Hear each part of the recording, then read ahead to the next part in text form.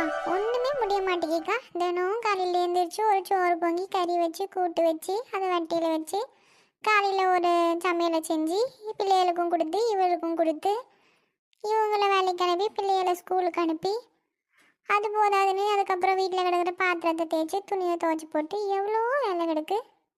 ஒன்றுமே முடிய மாட்டேங்கிக்கா. இதில் சிலிண்டர் வேறு காலி ஆகிட்டு என்னத்தான் பண்ண ஒரே அடுப்பில் இந்த இண்டக்ஷனை வச்சுக்கிட்டு நான் பட்ட அவஸ்தை இருக்கேன் இன்னைக்கு. எப்பா என்ன வசதியாக்கா ஒரே அடியாக அளந்து விடுதிய. நீயும் எப்பயாவது தான் சமைப்பிய. இதில் வேறு சிலிண்டர் காலி ஆகிட்டு சிலிண்டர் காலி எடுத்துகிட்டு வரலன்னு சிலிண்டர் மேலே பழைய போட்டுட்டு கிடைக்கிய. அண்ணன் தான் எல்லா வேலையும் செய்யாருன்னு தெரியும்ல, அப்புறம் எதுக்கு இந்த பில்டப் உங்களுக்கு? ஏட்டி ஏன் முட்டி வந்ததும் வராததுமா என்கிட்டயே ஆரம்பிக்க. நான் பாட்டில் தானே கிடக்கேன். ஏன் மக்களே சிலிண்டர் தீந்துட்டோ? ஆமாங்க்கா சிலிண்டர் தீந்து 2 நாள் ஆயிட்டு. 2 நாள் ஆயிட்டு. ஆனாலும் இந்த சிலிண்டர்காரன் இன்னும் சிலிண்டர் எடுத்துகிட்டு வந்து போடலை. கேட்டால் இப்போ வரேன் அப்போ வரேன் இதையே சொல்லிட்டு கிடக்கான்.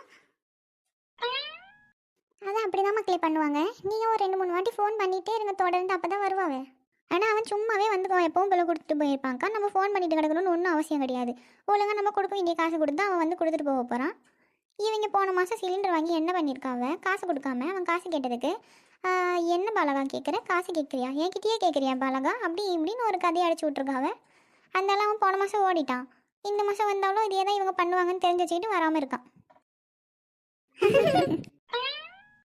ஏட்டி சும்மா இருட்டி, சும்மா நீ என்னத்தையாவது சொல்லிட்டு கிடக்காத.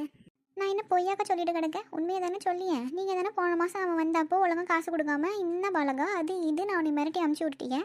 அதனால அவன் இந்த மாதம் வந்தாலும் நீங்கள் என்னத்தையாவது பர்ஃபார்மன்ஸ் பண்ணி ஏமாற்றி விட்ருவீங்கன்னு வராமல் பார்த்துட்டு கிடக்கான். வேணும்னா ஃபோன் பண்ணி அவன் ஜிபே நம்பர் வாங்கி காசு அனுப்பி விடுங்க, அதுக்கப்புறமாவது சிலிண்டர் எடுத்துகிட்டு வந்து போடுறானான்னு பாருங்கள். பிரேமா சும்மா சொல்லிட்டேன், சும்மா நீ என்னத்தையாவது சொல்லிட்டே நேரம் நான் கிளம்பி போயிடுவான் பார்த்துக்க.